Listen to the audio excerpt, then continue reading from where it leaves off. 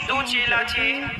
गुरुजी ने सख्त आदेश दिया था, बेटा किसी भी स्त्री का स्पर्श नहीं करना, भिक्षा मांग कर खाना है, राम नाम जपना है और किसी भी स्त्री का स्पर्श भी नहीं करना। दोनों चेला बड़े समझदार थे। उनमें एक चेला बड़ा सीनियर था, पुराना था, और एक चेला अभी साल 2 साल की भर्ती थी, बहुत नया था, नया सन्यास लिया। और दूसरा वाला था पुराना सन्यासी था, वो ज्ञानी भी था। रहते रहते भाई सीनियर तो सीनियर ही होगा। गुरुजी ने दोनों को कहा, जाओ आज फलाने गांव से भिक्षा लाओ। तो सीनियर और जूनियर सन्यासी दोनों चले, भिक्षा मांगने गए। कहा गुरुजी ने किसी स्त्री का स्पर्श ना करना। दोनों गए। अचानक बारिश का मौसम था, तेज बारिश हुई तो नदी में बाढ़ आ गई, अधिक पानी आ गया। ये दोनों नदी पार करके उस तरफ जा रहे थे गांव में, पर पानी ज्यादा होने के कारण कोई नाव वाव थी नहीं, व्यवस्था थी नहीं। एक स्त्री आ गई, जवान लड़की थी, सुंदर थी। उस स्त्री ने कहा, हमें पार लगा दो, हमें घर जाना जरूरी है, हम यहाँ कहाँ रहेंगे, हमें उस पार कर दो। अब ये सन्यासी, गुरुजी ने बिल्कुल आदेश दिया है कि किसी भी स्त्री का स्पर्श नहीं करना, और वो लड़की मदद मांग रही है कि हमें उस पार कर दो।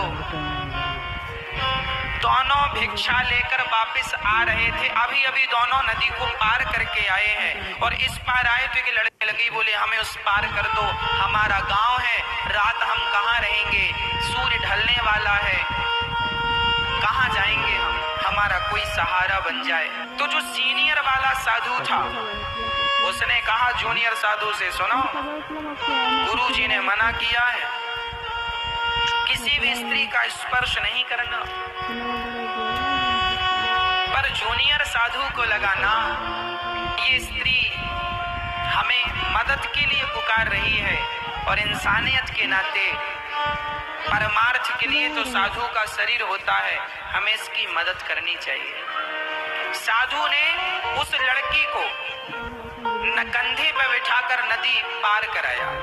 बड़ी जवान बड़ी सुंदर लड़की थी, वो लड़की पार हो गई। साधु उसे पार लगा के आ गए। अब वो सीनियर वाला साधु वो बड़ा बिगड़ गया। क्यों? गुरुजी ने मना किया था किसी स्त्री को स्पर्श नहीं करना। अब वो सीनियर साधु उससे अलग अलग चले, बोले हम तुझे छुएंगे नहीं, तूने पराई स्त्री को छू लिया, हम तुझे छुएंगे नहीं, स्पर्श नहीं करेंगे तेरा। और वो जूनियर साधु लड़की को पार करके वो अपना भगवान के चिंतन में खो गया। वो भगवान का चिंतन कर रहा है और ये सीनियर साधु वो लड़की का चिंतन कर रहा। उसको बिठाया, उसको कंधे में, उसको कंधे में, यहाँ कंधे में। दोनों गुरुजी के पास आए। सीनियर साधु की आंखें लाल लाल थी। गुरुजी ने कहा क्यों, क्या हुआ? बोले गुरुजी जिस बात का डर था वही हुआ। क्या डर था? आपने मना किया था किसी स्त्री को हाथ नहीं लगाना। हाँ हमने मना किया था, और इसने आज एक स्त्री को कंधे पर बिठाया और पार लगाया। मैंने देखा गुरुजी। गुरुजी ने पूछा सन्यासी से, जूनियर से, क्यों ये ठीक कह रहा है कि वो भगवान का ध्यान करने में इतना मस्त था कि गुरुजी क्या कह रहे हैं थोड़ा सुनाई कम पड़ा। गुरुजी ने उसे हिलाया, ए भाई उठ। ध्यान मग्न था, चलते फिरते ध्यान लग जाता था। गुरुजी ने कहा क्यों, ये सच कह रहा है? गुरुजी हमने नहीं सुना। क्या कहा? इन्होंने कहा कि किसी लड़की को तुमने पार लगाया है। वो साधु भगवान के चिंतन में इतना खो गया कि वो भूल गया कि उसने किसी लड़की की मदद की है। कहते हैं किसी के साथ भला करो, इस हाथ से दान दो तो इस हाथ को भी पता ना चले। किसी के साथ भला करो तो भला करते ही भूल जाओ कि तुमने किसी के साथ भला किया। साधु ना बिल्कुल पक्का साधु था, भूल गया कि हमने किसी लड़की को पार लगाया,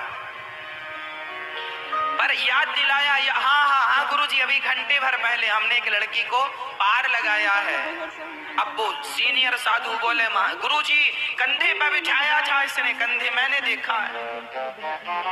जूनियर साधु ने कहा, गुरुजी मैंने तो घंटे भर पहले ही उसे अपने कंधे से उतार दिया, पर मेरे ये भैया जो हैं ये अभी तक उसे अपने कंधे पे बिठाए। मैंने तो उसका चिंतन छोड़ दिया और ये अभी तक उसी के चिंतन में, इसने छुआ नहीं, इसने उस लड़की को छुआ नहीं, पर चिंतन मेरे से ज्यादा किया उस लड़की का, और मैंने उसे छुआ पर मैंने एक रत्ती उसका चिंतन